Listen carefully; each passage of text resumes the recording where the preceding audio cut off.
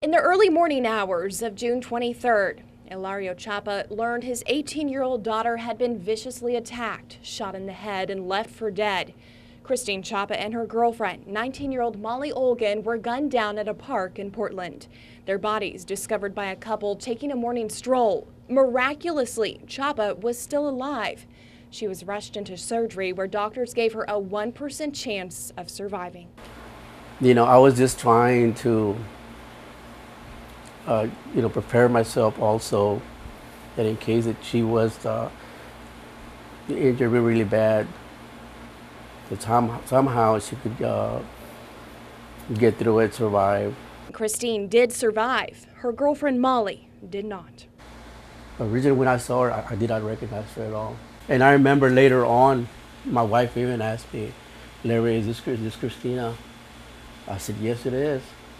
But I wasn't for sure.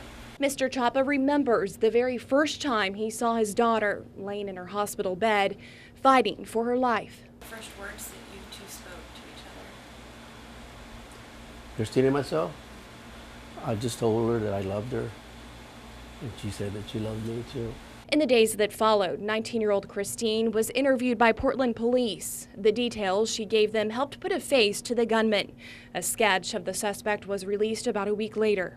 That night, did she ever talk about that night that it happened? She says that she had this women's intuition that the women have. She said, I knew something. I didn't want to go there, Dad, because I felt something bad was going to happen. But Molly wanted to go there, and we even, we had a fight over it, but yet, we did wind up at that place, and this is what happened, As Christine gained strength, her father says the tables turned. She was the one who started asking questions, something her parents had expected but were not looking forward to. I don't think she knew. I think she had a pretty good idea, but nobody was giving her that information because we all thought that it was going to upset her. And so we kept it from her as long as we could. She had to know that Molly had died, so she could move on with whatever that she had to do. Mr. Chapa says he never met Molly, but knew how special she was to his daughter, and because of that, he shares her pain.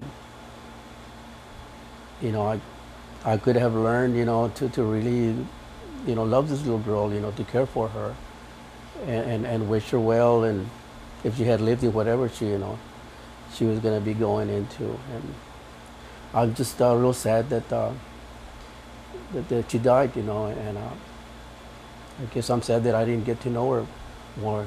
In the days that followed, his daughter struggled to come to terms with the news of Molly's death.